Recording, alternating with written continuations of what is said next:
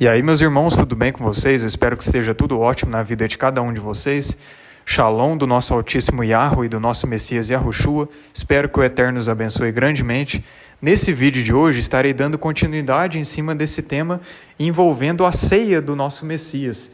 E se ele realmente estabeleceu um novo ritual chamado Santa Ceia, ou se na verdade ele queria dizer outra coisa, focando hoje no vídeo em cima do texto de 1 Coríntios 11, onde Paulo dá uma exortação à igreja de Corinto, onde havia muitas coisas erradas. E muitos interpretam que nesse texto Paulo estava recomendando o modo de se celebrar esse ritual chamado Santa Ceia.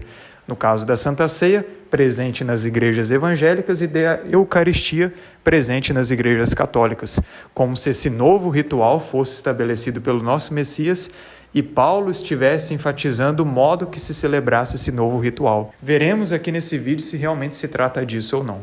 Vou começar a ler aqui 1 Coríntios 11 a partir do verso 17. Nisto, porém, que vos prescrevo, não vos louvo porquanto vos ajuntais, não para melhor e sim para pior. Olha o que Paulo vai falar para a gente. Porque antes de tudo estou informado a haver divisões entre vós, quando vos reunis na igreja, e eu em parte o creio, porque até mesmo importa que haja partidos entre vós, para que também os aprovados se tornem conhecidos em nosso meio.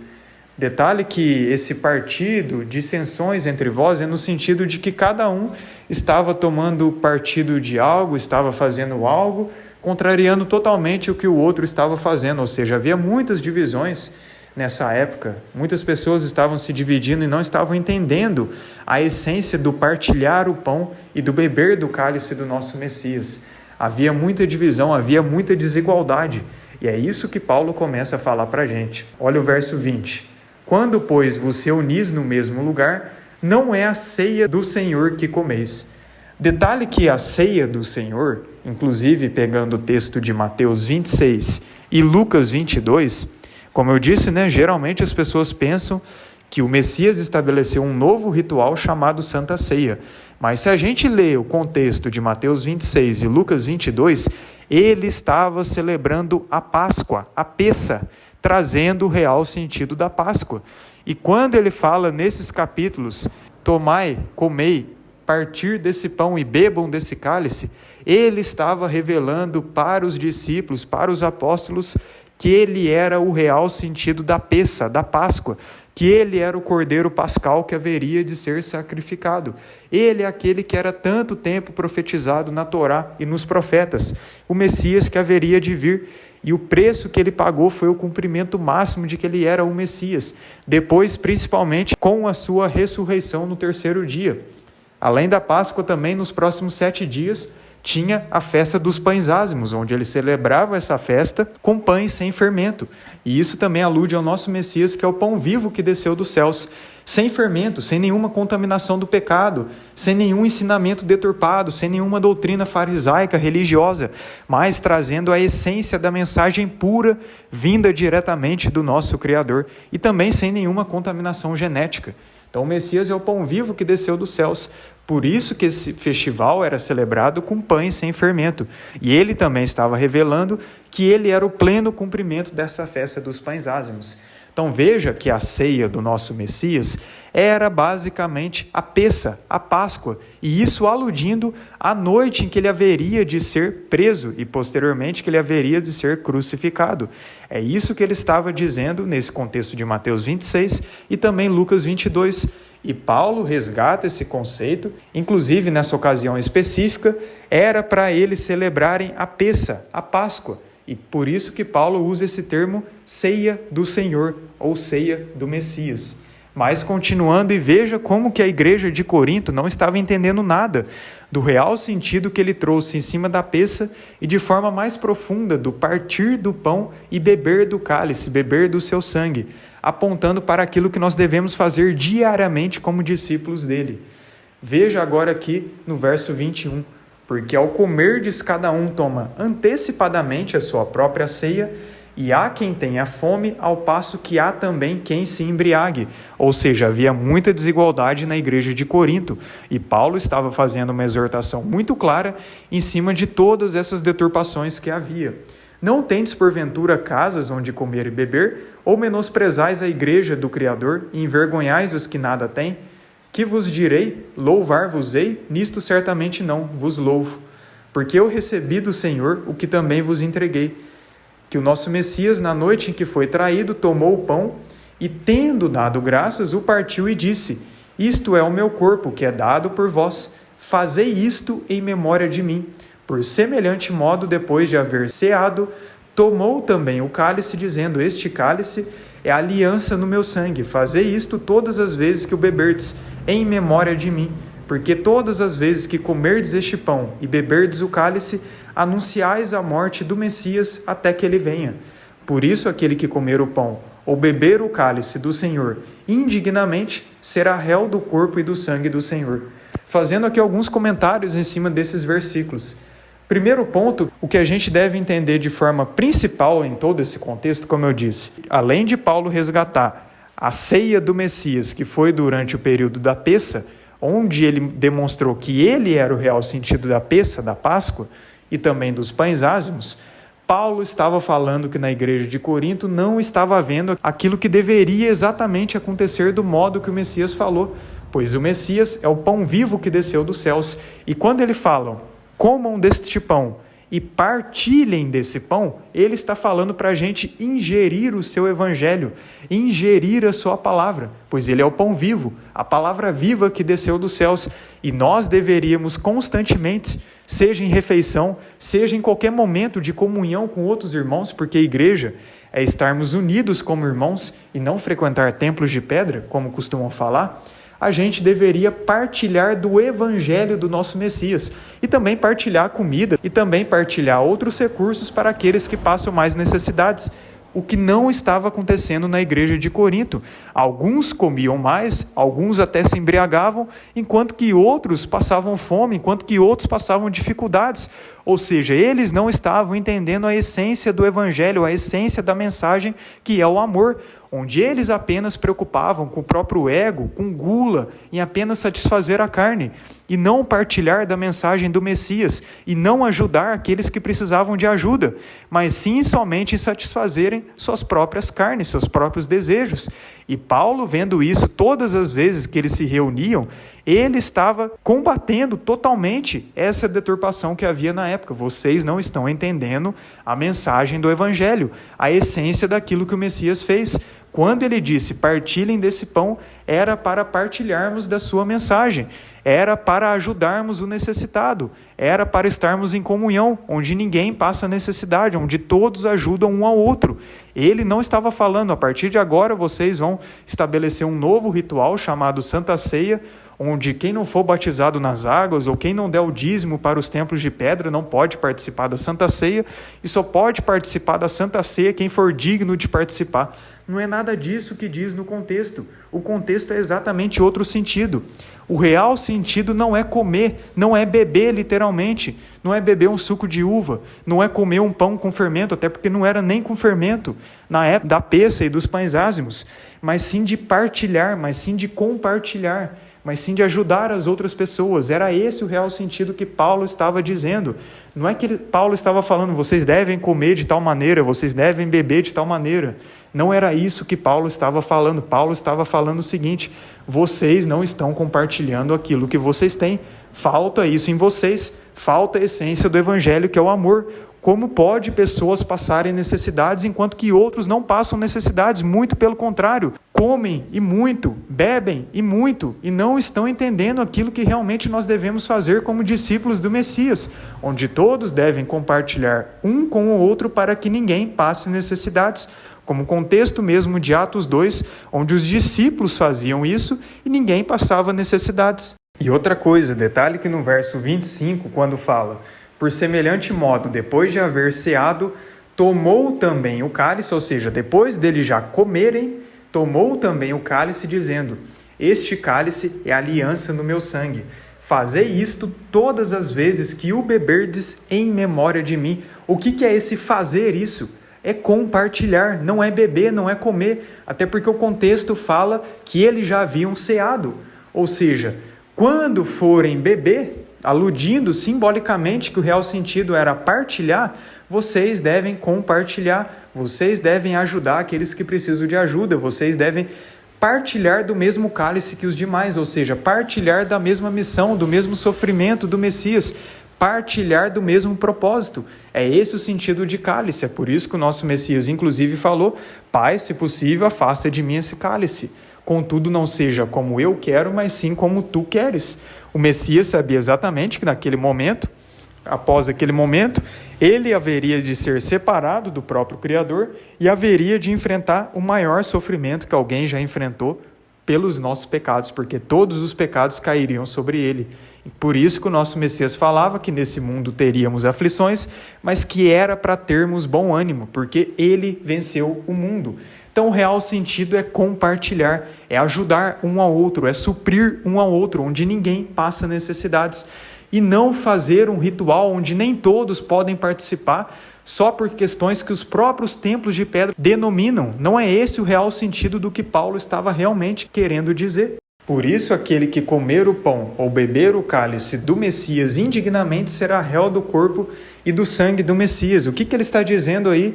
Que aquele que não entende a essência do Evangelho, o que faz como os coríntios faziam naquela época, de se embriagar, de praticar glutonaria, de comer sem parar, de comer excessivamente e não compartilhar recursos e não compartilhar a mensagem com aqueles que passam necessidades, esses seriam considerados indignos de participar dessas refeições, desses momentos com o nosso Messias, porque não adiantava nada. Se era para ser dessa forma, então que cada um comesse na sua casa, e não que se reunisse querendo parecer algo que eles não eram. É esse o sentido que Paulo está querendo dizer. E não que se você não seguir os protocolos que uma denominação religiosa define, você não pode participar da Santa Ceia, porque se não fosse assim, você seria indigno de participar da Santa Ceia.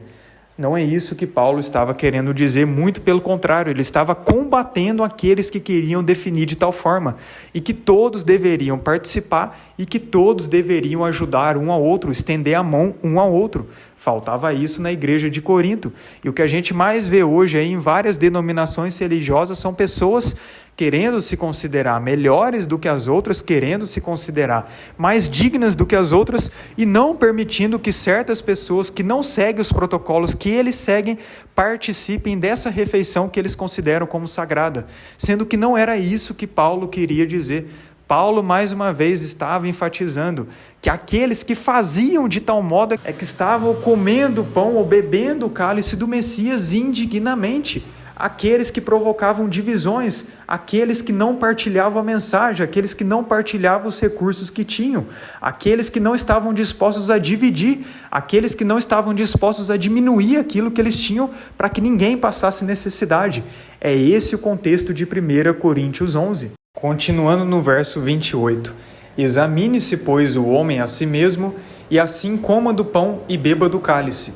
Pois quem come e bebe sem discernir o corpo, come e bebe juízo para si. Eis a razão porque há entre vós muitos fracos e doentes, e não poucos que dormem. Porque se nos julgássemos a nós mesmos, não seríamos julgados.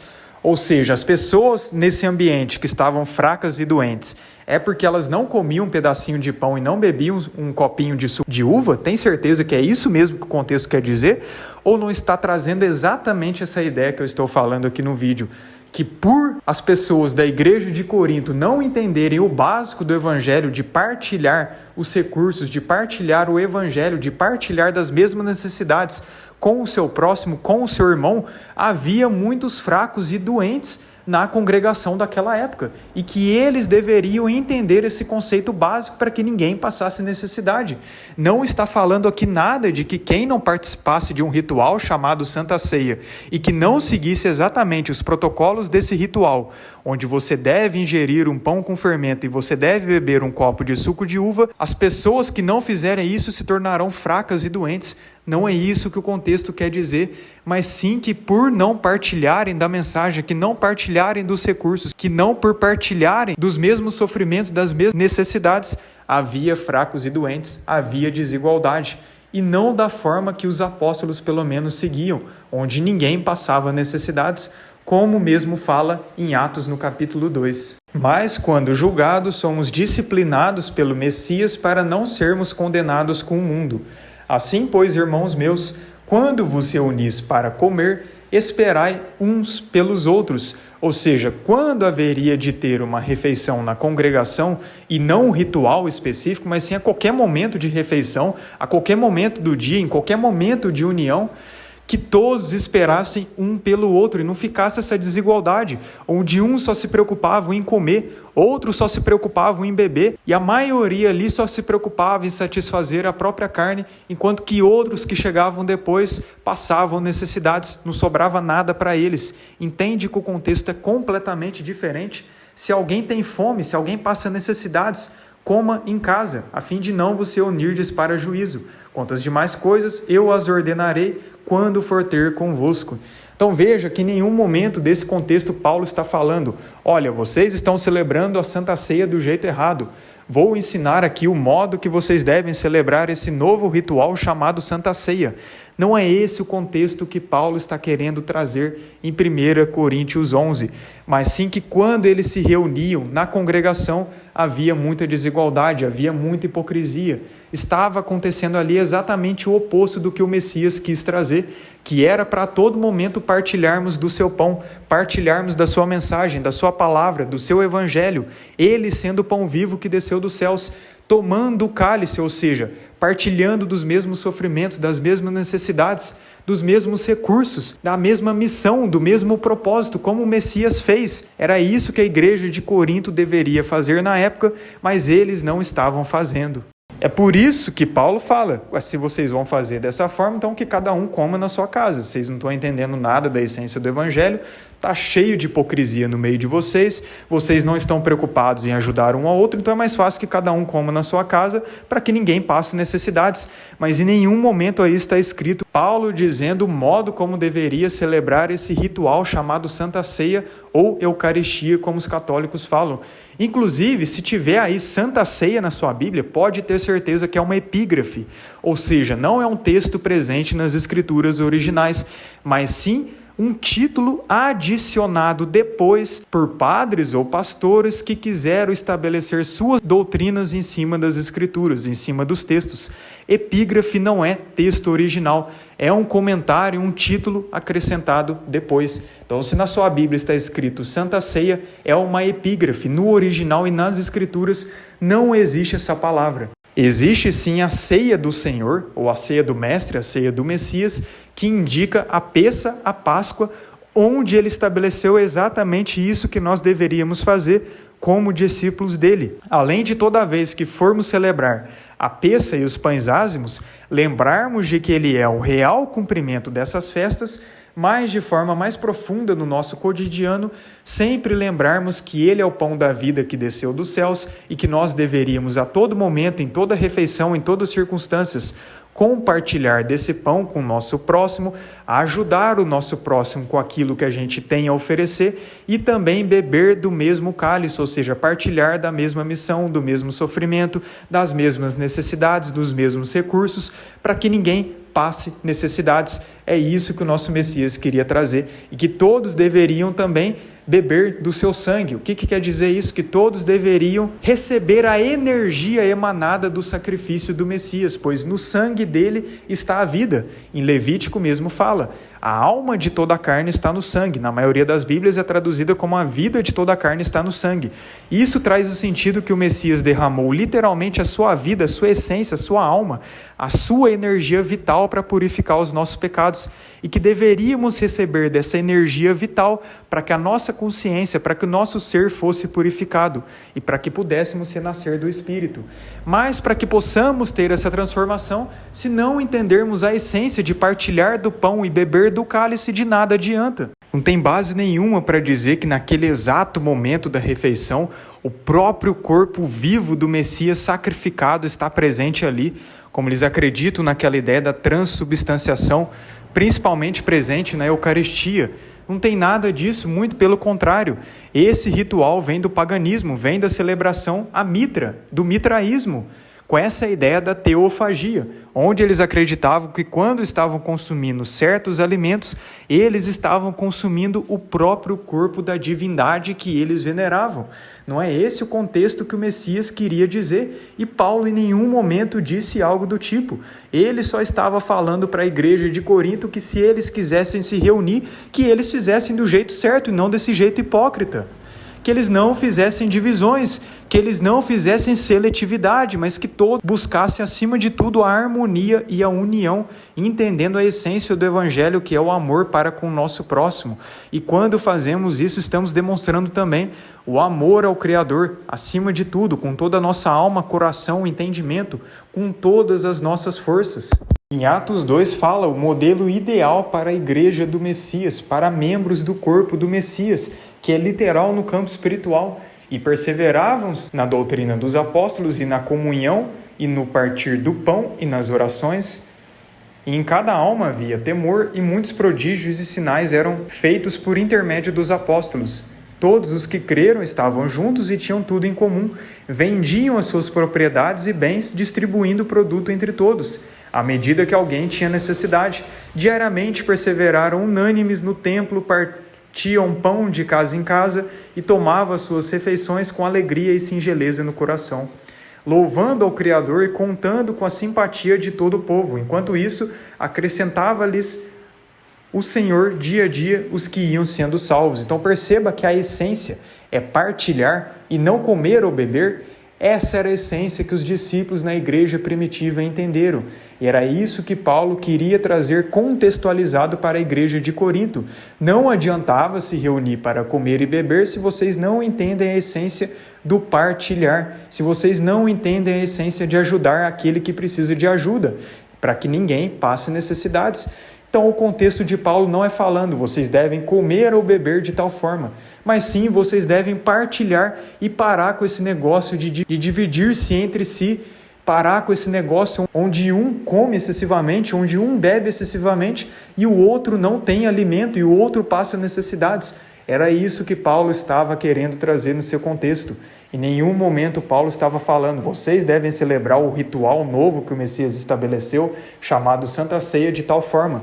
Até porque se fosse realmente, então, nos templos de pedra eles não estariam celebrando da forma que era para celebrar esse suposto novo ritual, já que eles fazem partidos entre si, já que eles escolhem quem pode, quem não pode participar, e colocam certos resquícios que eles mesmos definem que é o requisito para participar ou não da Santa Ceia, que nada tem a ver com o contexto original, que nada tem a ver com a essência, de ajudar aquele que precisa de ajuda, de não fazer acepção entre os irmãos, mas sim aceitar aos irmãos que estão nessa mesma busca, que tem singeleza no coração, que tem simplicidade no coração, acima de tudo buscando a união, e não um grupo seleto, onde só quem é batizado nas águas, onde só quem dá o dízimo todo mês para os templos de pedra, onde só quem crê da forma que os templos de pedra dizem como verdade é que podem participar. Não se trata disso. A essência, todas as vezes que eles forem reunir como igreja, que haja o compartilhar, que haja a essência do Evangelho, que haja o amor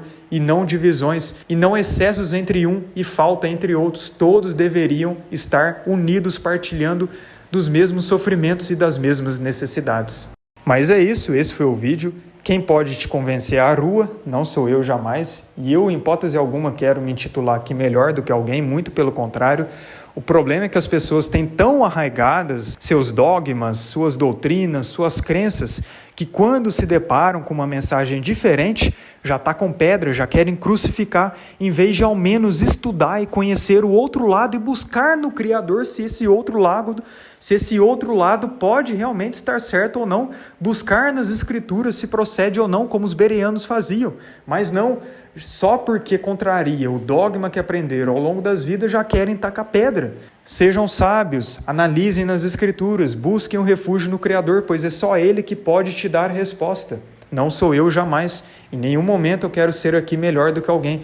Todos estamos na mesma jornada, todos estamos no mesmo processo, todos estamos destituídos da glória do Pai, dependendo completamente da misericórdia do Pai, do sacrifício do Messias. E se não fossem tais coisas, nós nem vivos estaríamos, não sobraria nada da gente. Então estamos aqui nas mesmas condições, onde devemos buscar um objetivo em comum, o de salvação, e de sempre reunirmos como igreja, de sempre partilharmos dos mesmos sofrimentos e de sempre estarmos unidos buscando a mesma mensagem, a mesma essência do evangelho que o Messias nos trouxe. É isso que nós devemos fazer. E nas religiões, tudo isso foi distorcido e estabeleceram inúmeras doutrinas, inúmeros legalismos que não estão presentes nas Escrituras, colocando fardos desnecessários nos fiéis. Não se trata disso, a essência do Evangelho. Nosso Messias falou: o meu fardo é leve, o meu jugo é leve, não é pesado. Isso não quer dizer que a gente não tenha que fazer a nossa parte, como alguns pregam. Nós temos que fazer a nossa parte, nós devemos sim esforçar para entrar pela porta estreita, porque muitos tentarão encontrá-la e não acharão. Então nós devemos fazer a nossa parte, mas da forma genuína que o nosso Messias trouxe, e não com legalismos humanos, e não com doutrinas de homens, que foram acrescentadas depois. Inclusive, a própria religião do cristianismo, eu sei que isso pode doer para muitos, nunca foi fundada pelo nosso Messias, mas foi fundada por um homem e posteriormente por outras pessoas que começaram a corromper e se desviar da sã doutrina. E logo farei aqui um vídeo, ou quem sabe até uma live, explicando e expondo toda a base, tanto nas escrituras quanto histórica, para demonstrar que essa religião chamada cristianismo, seja catolicismo ou protestantismo, não foi fundada pelo Messias. É fruto de uma apostasia que se iniciou depois, e que esses jargões de lei contra a graça, de igreja substituir Israel, de domingo substituir o Shabat, e de o cristianismo substituir a fé que os discípulos tinham no passado, tudo isso são jargões que foram sendo acrescentados por esses homens que começaram a se desviar da sã doutrina, que nada tem a ver com a essência do Evangelho. O Messias não veio fundar nenhuma religião. Ele veio apenas mostrar que ele era o caminho que nos leva de volta ao Pai e que deveríamos copiá-lo, que deveríamos segui-lo de fato e não apenas honrar com os lábios, mas ter em seus corações distantes. Então que você haja como discípulo do Messias e não como alguém que diz honrá-lo, mas no fundo está com o coração distante. No fundo quer apenas defender suas crenças, seus dogmas, seu ego, sua religião acima de tudo. E não o Messias, e não a verdade como nós, como servos dele, realmente devemos fazer. Buscar pela verdade, rejeitar a mentira, rejeitar os padrões deste mundo, rejeitar tudo que contraria o seu evangelho e abraçar a verdade, buscar incessantemente por ela. Pois quanto mais buscamos pela verdade, mais encontramos o Messias e mais, consequentemente, nos aproximamos do Criador. Mas é isso, que o Eterno nos abençoe grandemente a cada um de você que assistiu essa mensagem até o final, que toque o seu coração e que, acima de tudo, a vontade do Pai prevaleça. Agradeço aí pela sua presença até o final e que o Eterno nos abençoe grandemente, em nome de Yahushua. Shalom, shalom.